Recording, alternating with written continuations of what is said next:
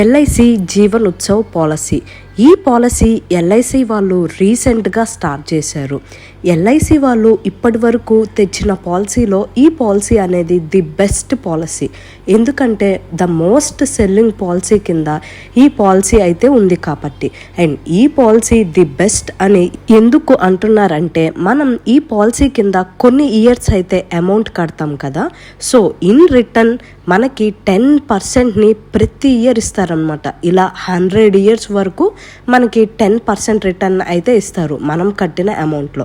For example, మనం కనుక 10 lakhs పాలసీని తీసుకుంటే మనకి ప్రతి ఇయర్ 1 lakh చొప్పున వస్తుంది. అలా 100 ఇయర్స్ వరకు కూడా ఈ 1 lakh అనేది ఇస్తారనమాట. అండ్ ఈ 10% ఏదైతే వాళ్ళు ఇస్తున్నారో అది ఫిక్స్డ్ అనమాట.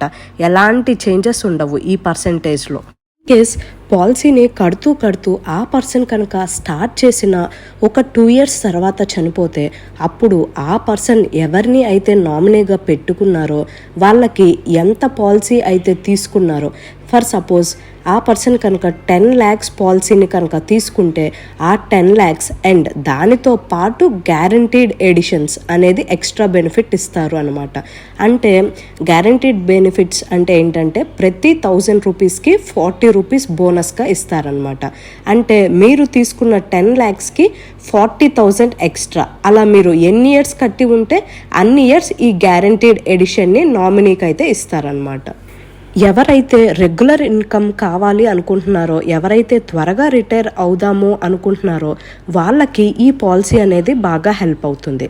అండ్ ఈ వీడియోలో అయితే ఎల్ఐసి జీవన్ ఉత్సవ్ ప్లాన్ అంటే ఏంటి, ఇది ఎలా వర్క్ అవుతుంది, ఎక్కడ కొనాలి, ఏజ్ లిమిట్ ఎంత, ప్రీమియం పేమెంట్ టర్మ్ ఎంత, మెచ్యూరిటీ ఎంత, లోన్ ఫెసిలిటీ ఇస్తారా, ట్యాక్స్కి పెట్టుకోవచ్చా, అసలు ఈ ఎల్ఐసి జీవన్ ఉత్సవ్ ప్లాన్ గురించి A to Z మీకు క్లియర్గా డీటెయిల్గా ఎక్స్ప్లెయిన్ చేస్తాను. టాపిక్లోకి వెళ్లే ముందు ఈ వీడియో కనుక మీకు నచ్చినట్లయితే లైక్ చేయండి and me friends and family మెంబర్స్కి షేర్ చేయండి. ఈ వీడియోని చూస్తున్నారు కానీ, అంటే వ్యూస్ వస్తున్నాయి కానీ లైక్స్ మటుకు రావట్లేదండి. మీరు వీడియో చూసేటప్పుడే కిందే లైక్ బటన్ ఉంటుంది కదా, సో మీకు వీడియో నచ్చినట్లయితే లైక్ చేయండి. సో దట్ నాకు అర్థమవుతుందన్నమాట మీకు వీడియో నచ్చింది అని. లేదు మీకు వీడియో నచ్చకపోతే డిస్లైక్ చేయండి. సో దట్ నేను ఎలా ఇంప్రూవ్ చేసుకోవాలి, ఇంకా బాగా ఎలా ప్రజెంట్ చేయాలి అనేది చేస్తానన్నమాట. సో ఏదైనా సరే లైక్ ఆర్ డిస్లైక్ మీరు ఏదైంది చేస్తే నాకు అర్థమవుతుంది. అండ్ ఇలాంటి మరెన్నో ఇన్ఫర్మేటివ్ వీడియోస్ మీ ముందుకు తీసుకొచ్చేస్తానమాట. సో అలాంటి ఇన్ఫర్మేషన్ని మిస్ అవ్వకూడదంటే నా ఛానల్ని ఖచ్చితంగా సబ్స్క్రైబ్ చేసుకోండి. సో ఫస్ట్ ఈ ప్లాన్ని ఎలా తీసుకోవాలి అంటే, ఈ ప్లాన్ని ఆఫ్లైన్ ఆర్ ఆన్లైన్ ఎలా అయినా తీసుకోవచ్చు అనమాట. ఆఫ్లైన్లో తీసుకుంటే ఎల్ఐసి ఏజెంట్స్, కార్పొరేట్ ఏజెంట్స్ లేదా బ్రోకర్స్ వాళ్ళ ద్వారా తీసుకోవచ్చు. అదే ఆన్లైన్లో కనుక తీసుకుంటే ఎల్ఐసి వెబ్సైట్ www.licindia.inలో అప్లై చేసుకోవచ్చు. కానీ ఆన్లైన్లో చేస్తే ఏదైనా మిస్టేక్స్ జరిగే ఛాన్సెస్ ఉంటాయి. కాబట్టి మీకు కనుక కంప్లీట్గా తెలిసి ఉంటేనే ఈ పాలసీని ఆన్లైన్లో చేసుకోండి, లేదంటే ఆఫ్లైన్ ద్వారా వెళ్ళండి. నెక్స్ట్ వచ్చేసి ఈ పాలసీ యొక్క ఏజ్ లిమిట్ని చూస్తే మినిమం ఏజ్ వచ్చేసరికి 90 days, అంటే 90 రోజుల పిల్లల నుండి 65 years అంటే 65 ఏళ్ల వయసు వాళ్ళ వరకు ఈ పాలసీకి అప్లై చేసుకోవచ్చు. అండ్ ఈ పాలసీకి ప్రీమియం పేమెంట్ టర్మ్ అంటే ఈ పాలసీని ఎన్ని ఇయర్స్లో కట్టాలి అన్నమాట. సో ఇది వచ్చేసరికి 5 to 16 years ఎప్పుడైనా మీరు కట్టుకోవచ్చు, మీ ఇష్టమైంది చూస్ చేసుకోవచ్చు. 5 నుండి 16 ఏళ్ల వరకు మీరు ఏదైనా చూస్ చేసుకోవచ్చు. అండ్ ఈ వీడియోని నేనైతే ఎల్ఐసి వాళ్ళు ఈ పాలసీకి సంబంధించిన బ్రౌచర్ని ఇచ్చారు కదా, దాన్నే యూస్ చేసుకొని చెప్తున్నా. సో దట్ ఎలాంటి మిస్టేక్స్ లేకుండా ఈ పాలసీ గురించి నేను ఎక్స్ప్లెయిన్ చేయగలను. అండ్ ప్రీమియం పేమెంట్ మోడ్ అంటే ఈ పాలసీని మీరు ఎలా కట్టాలి అంటే, దాన్ని మీరు ఇయర్లీ కట్టుకోవచ్చు, 6 monthsకి కట్టుకోవచ్చు, 3 months కట్టుకోవచ్చు, ఆర్ మంత్లీ అంటే నెల అయినా కట్టుకోవచ్చు. మీకు ఒక టేబుల్ని చూపిస్తున్నా కదా, అది శాంపుల్ ఇలిస్ట్రేటివ్ ప్రీమియం. అంటే మీరు ఏ ఏజ్లో జాయిన్ అయితే ఎంతెంత అమౌంట్ కట్టాలి అని. మీరు కనుక 5 lakhs పాలసీని తీసుకుంటే ప్రీమియం పేయింగ్ టర్మ్ అంటే ఎన్ని ఇయర్స్ కట్టాలి అని. అది 5 years తీసుకుంటే అప్పుడు మీ ఏజ్ ఎంట్రీ అంటే మీరు 30 ఇయర్స్కి ఎంటర్ అయ్యి ఉంటే అప్పుడు మీరు ఇయర్లీ 1,10,150 కట్టాలన్నమాట. ఆర్ మీరు కనుక 8 ఇయర్స్ కట్టాలి అనుకుంటే మీ ఏజ్ ఎంట్రీ వచ్చేసరికి సేమ్ 30 ఇయర్స్ అయితే అప్పుడు మీరు 72,600 72,600 కట్టాలి. లేదు మీరు 16 ఇయర్స్ అనుకుంటున్నారు అనుకుంటే అంటే 16 ఏళ్ళు కడతాము అనుకుంటే మీ ఏజ్ 30 ఇయర్స్ అయితే కనుక మీరు కట్టాల్సిన అమౌంట్ 30,025 రూపీస్ ఇయర్లీ కట్టాలన్నమాట. ఇక్కడ నేను 30 ఇయర్స్ ఎంట్రీ అయిన వాళ్ళకి ఎగ్జాంపుల్ చెప్పాను. సో మీరు టేబుల్లో చూడొచ్చు ఎంత ఏజ్కి ఎంతెంత అమౌంట్ కట్టాలి అని. సో మీరు కనుక తక్కువ ఇయర్స్ కట్టాలి అనుకుంటే ఎక్కువ ప్రీమియం అమౌంట్ని అయితే కట్టాలి. అదే ఎక్కువ ఇయర్స్ కడతాము అనుకుంటే తక్కువ ప్రీమియం అమౌంట్ని అయితే కట్టాలి.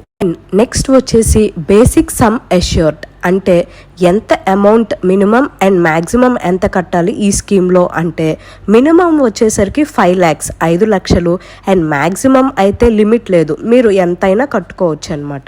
అంటే మీరు ఎన్ని లక్షల పాలసీనైనా తీసుకోవచ్చు, మీ ఇష్టం అనమాట. మ్యాక్సిమం అమౌంట్ అనేది మీరు ఎంత పాలసీని తీసుకుంటే మీకు దాంట్లో 10%ని ఇయర్లీ ప్రొవైడ్ చేస్తారనమాట. సపోజ్ మీరు కనుక 5 lakhs పాలసీని తీసుకుంటే దాంట్లో 10% అంటే 50,000 50,000 మీకు ఇయర్లీ వస్తుందన్నమాట. అదే కనుక 10 లక్షలు తీసుకుంటే దాంట్లో 10% అంటే 1,00,000 అనేది మీకు ఇయర్లీ వస్తుంది. అదే కనుక మీరు 50 లక్షల పాలసీని తీసుకుంటే దాంట్లో 10% అంటే 5 లక్షలు మీకు ఇయర్లీ వస్తుందన్నమాట. సో మీరు ఎంత ఎక్కువ పాలసీని తీసుకుంటే అంత ఎక్కువ అమౌంట్ అనేది మీకు ఇయర్లీ ఇస్తారు. అండ్ ఈ పాలసీలో గ్రేస్ పీరియడ్ని కూడా ప్రొవైడ్ చేస్తున్నారనమాట. అసలు గ్రేస్ పీరియడ్ అంటే ఏంటి అంటే మీకు కనుక అమౌంట్ టైంకి లేవు కొంచెం లేట్గా కట్టొచ్చా అంటే ఎస్ కట్టచ్చు. ఈ గ్రేస్ పీరియడ్ ద్వారా మీరు కనుక మీ యొక్క పేమెంట్ని yearly or 6 months or 3 months కనుక కడుతూ ఉంటే మీకు 30 days టైం ఉంటుందన్నమాట. సో ఈ ఎక్స్ట్రా 30 days మీకు టైం ఇస్తారు కదా, ఈ లోపు మీరు కట్టేయాలి. అదే కనుక మీరు నెల నెల కడుతూ ఉంటే ఈ పాలసీని మీకు వచ్చేసరికి 15 days టైం ఎక్స్ట్రా ఇస్తారు. సో ఈ ఇచ్చిన 15 days ఎక్స్ట్రా టైం లోపు మీరు మీ అమౌంట్ని అయితే కట్టేయాలి. అండ్ అలానే ఈ పాలసీలో ఫ్రీ లుక్ పీరియడ్ కూడా ఉంది. అంటే మీకు ఈ పాలసీ యొక్క కండిషన్స్కి మీరు కనుక సాటిస్ఫై అవ్వలేదు అనుకుంటే ఆర్ ఈ పాలసీ మీకు ఓకే కాదు అనుకోండి, అప్పుడు ఈ పాలసీని మీరు 30 days లోపు అంటే 30 రోజుల లోపు వెనక్కి ఇచ్చేయచ్చు అనమాట.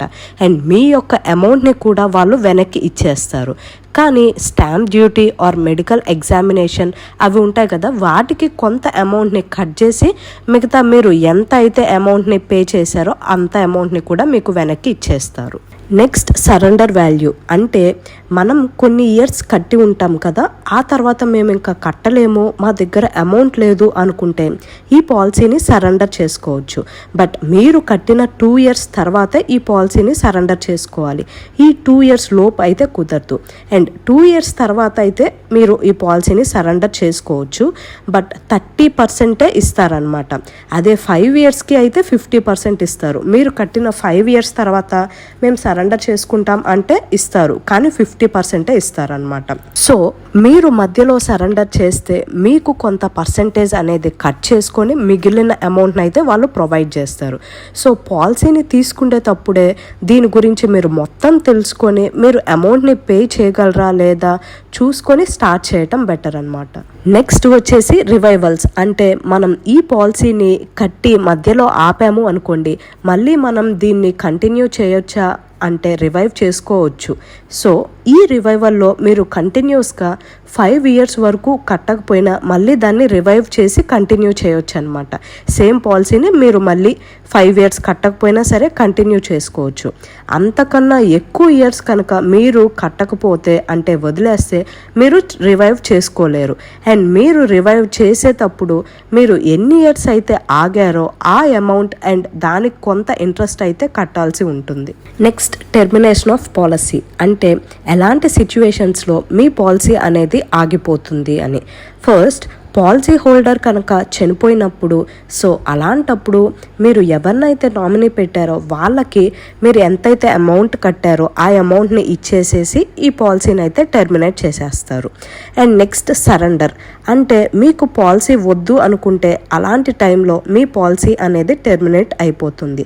ఇంకోటి డిఫాల్ట్ ఇన్ పేమెంట్, అంటే మీరు ఏదైనా నెల ఆర్ ఏదైనా ఇయర్ కట్టకపోతే అలాంటి టైంలో మీ పాలసీ అనేది టెర్మినేట్ అయిపోతుంది. నెక్స్ట్ రివైవల్ పీరియడ్ దాటిపోతే, ఇందాక చెప్పుకున్నాం కదా 5 years రివైవల్ పీరియడ్ అని. సో ఆ 5 years కనుక దాటిపోతే మీ పాలసీ అనేది టెర్మినేట్ అయిపోతుంది. ఇంకోటి ఫ్రీ లుక్ పీరియడ్, అంటే ఈ పాలసీ యొక్క టర్మ్స్ అండ్ కండిషన్స్ మీకు కనుక నచ్చకపోతే 30 daysలో మీరు రిటర్న్ ఇచ్చేయచ్చు అన్నాను కదా, అది ఫ్రీ లుక్ పీరియడ్. సో ఈ ఫ్రీ లుక్ పీరియడ్ తర్వాత కూడా మీ పాలసీ అనేది టెర్మినేట్ అయిపోతుంది. అండ్ నెక్స్ట్ లోన్ ఫెసిలిటీ అనమాట, అంటే మనం తీసుకున్న పాలసీలో మనకి లోన్ అనేది కూడా వీళ్ళు ప్రొవైడ్ చేస్తున్నారు. మనం ఈ పాలసీని తీసుకున్న 2 years తర్వాత నుండి వీళ్ళు లోన్ అయితే ప్రొవైడ్ చేస్తారు. ఇన్ఫోర్స్ పాలసీకి అప్ టు 75% లోన్ ఇస్తారు, అలానే పేడప్ పాలసీకి అయితే అప్ టు 50% లోన్ అయితే ఇస్తారు. అండ్ నెక్స్ట్ వచ్చేసి బెనిఫిట్స్ చూద్దాం. ఈ బెనిఫిట్సే ఈ పాలసీకి మెయిన్ అనమాట. సో ఫస్ట్ వచ్చేసి సర్వైవల్ బెనిఫిట్, అంటే మనకు రెగ్యులర్ ఇన్కమ్ అనమాట. అంటే ప్రతి ఇయర్ మనం ఎంతైతే పాలసీ కావాలని అమౌంట్ కడతామో దానికి తగ్గట్టు మనకి ఇయర్లీ అమౌంట్ అనేది వస్తుంది. లైక్ 50,000, ₹1,00,000, 5,00,000 అనేది మనం కట్టే పాలసీని బట్టి వాళ్ళు ప్రతి ఇయర్ ఇస్తారనమాట. ఇది సర్వైవల్ బెనిఫిట్. ఈ సర్వైవల్ బెనిఫిట్లో ఫస్ట్ది రెగ్యులర్ ఇన్కమ్ బెనిఫిట్, అంటే మీరు తీసుకున్న పాలసీలో ఇయర్లీ 10% అనేది మీకు పే చేస్తారు. సపోజ్ మీరు కనుక 10 lakhs కడితే మీకు ఇయర్లీ 1 lakh అయితే ఇస్తారు. ఇలా 100 years వరకు కూడా ఇయర్లీ మీకు 1,00,000 ఇస్తానే ఉంటారు. నెక్స్ట్ సెకండ్ బెనిఫిట్ వచ్చేసరికి ఫ్లెక్సీ ఇన్కమ్ బెనిఫిట్, అంటే మీకు వాళ్ళు ఇయర్లీ ప్రొవైడ్ చేసే 10% అమౌంట్ కనుక మీకు అప్పుడే వద్దు అనుకుంటే మీరు ఆ పాలసీలోనే ఉంచవచ్చు అనమాట. మీరు ఎన్ని ఇయర్స్ అయితే మనీని అలా ఉంచేస్తారో అన్ని ఇయర్స్కి వాళ్ళు 5.5% కాంపౌండ్ ఇంట్రెస్ట్, అంటే చక్ర వడ్డీని అయితే ఆ అమౌంట్కి వేస్తారు. ఏవైతే మీరు తీసుకోలేదో ఆ అమౌంట్కి అయితే వాళ్ళు 5.5% చొప్పున చక్ర వడ్డీ అనేది వేస్తారు. సో మీరు ఆ తర్వాత మీకు అవసరం వస్తే మీ అమౌంట్ని అప్ టు 75% వరకు ఒకేసారి తీసుకోవచ్చు అనమాట. అలా 75% చొప్పున మీకు కావాల్సినప్పుడు ఒకేసారి అమౌంట్ని అయితే తీసుకోవచ్చు. నెక్స్ట్ ఎన్ని ఇయర్స్ ప్రీమియం కడితే మనకి ఇయర్లీ 10% వస్తుంది అంటే, మీరు ఒకవేళ 5 years ప్రీమియం పాలసీ తీసుకున్నారు అనుకోండి, అంటే 5 yearsకి కట్టేటట్లు, అప్పుడు మీకు 11th year నుంచి ఇయర్లీ 10% చొప్పున వేస్తారు. అంటే సపోజ్ మీరు ఈ పాలసీలోకి 30 years అప్పుడు ఎంటర్ అయితే మీరు 35 దాకా కడతారు, ఎందుకంటే మీరు 5 years పాలసీని ఎంచుకున్నారు కాబట్టి. అండ్ మిగిలిన 6 years మీరు వెయిట్ చేయాలి. సో అంటే టోటల్గా 11 years కదా, ఆ 11 years తర్వాత నుండి వాళ్ళు ఇయర్లీ 10% అనేది ఇస్తారు. అంటే మీ ఏజ్ 30 అయితే 30 + 11 అంటే 41. సో ఈ 41 years నుంచి మీకు మనీ అనేది ఇస్తారు ఇయర్లీ 10% చొప్పున. సో సేమ్ అలానే 6 years టర్మ్కి అయినా 11 years పీరియడ్, సేమ్ ఇలానే 5, 6, 7, 8 years వరకు కూడా 11 years వరకు మీరైతే వెయిట్ చేయాలి. ఒకవేళ మీరు కనుక 9 years తీసుకుంటే, అంటే పాలసీని 9 yearsకి కడతామనుకుంటే మీరు 12 years అయితే వెయిట్ చేయాలన్నమాట. 12th పాలసీ ఇయర్ నుండి మీకు ఇయర్లీ ఆదాయం అనేది వస్తుంది. సో మీరు తక్కువ టైం అంటే 11 years వెయిటింగ్ టైం నుండే అమౌంట్ రావాలి అనుకుంటే మీరు తక్కువ ఇయర్స్లోనే ప్రీమియంని కట్టాలి. మీకు ఒక ఎగ్జాంపుల్ చెప్తాను. సపోజ్ మీ ఏజ్ 35 అయితే మీరు 10 years టర్మ్ని చూస్ చేసుకుంటే, అంటే 10 yearsలో అమౌంట్ కడతారు అని చూస్ చేసుకుంటే, అండ్ ఈ 10 లక్షల పాలసీ తీసుకుంటే, సో మీరు అమౌంట్ వచ్చేసరికి ₹1,11,050 అయితే కట్టాలి ఇయర్లీ. సో ఇలా 10 years కట్టాలి, ప్రతి ఇయర్ ₹1,11,050 చొప్పున. అండ్ మీకు 13th అంటే 13వ సంవత్సరం నుండి మీకు ఇయర్లీ 10%, అంటే మీది 10 లక్షల పాలసీ కాబట్టి దాంట్లో 10% అంటే 1 lakh మీకు 13th year నుంచి మీకు మనీ అయితే వస్తుంది. ఎందుకంటే మీరు తీసుకున్న పాలసీ 10 yearsది కాబట్టి, అండ్ దానికి వెయిటింగ్ పీరియడ్ వచ్చేసరికి 13 years. సో 13th year నుంచి మీకైతే అమౌంట్ అనేది వస్తుంది. సపోజ్ ఈ ప్రీమియం కట్టే పర్సన్ పాలసీ కట్టిన 3 ఇయర్స్కి కనుక చనిపోతే అప్పుడు ఆ పర్సన్ ఎంచుకున్న పాలసీ ఉంటుంది కదా, అంటే 10 లక్షలు అండ్ ఆయన 3 ఇయర్స్ కట్టాడు కదా, సో ఆ 3 ఇయర్స్కి ఎవ్రీ ఇయర్ గ్యారంటీడ్ ఎడిషన్ అని చెప్పుకున్నాం కదా, అంటే ప్రతి 1000 రూపీస్కి 40 అనమాట, అంటే 10 లక్షలకి 40,000 అనమాట. అలా ఆ పర్సన్కి 3 ఇయర్స్ కట్టి చనిపోయారు కాబట్టి ప్రతి ఇయర్ 40,000, అలా 3 ఇయర్స్కి 1,20,000ని ఎక్స్ట్రా ఇస్తారు. అంటే ఆయన తీసుకున్న ప్రీమియం అమౌంట్ 10 లక్షలు ప్లస్ ఈ 1,20,000 టోటల్ 11,20,000, అంటే 11,20,000 ఆ నామినీకి అయితే వెళ్తుంది. అండ్ ఈ గ్యారంటీడ్ అమౌంట్ అనేది మనం ఎన్ని ఇయర్స్ ప్రీమియం కడతాము అని ఆప్ట్ చేసుకున్నామో అన్ని ఇయర్స్కే ఈ గ్యారంటీడ్ అమౌంట్ అనేది వస్తుంది. అంటే సపోజ్ మీరు 8 ఇయర్స్కి పాలసీ కడతాము అని పెట్టుకున్నారు, కానీ 3rd ఇయర్లో చనిపోతే ఆ 3rd ఇయర్ నుండి 8th ఇయర్ వరకే ఈ గ్యారంటీడ్ ఎడిషన్ అనేది యాడ్ అవుతుంది.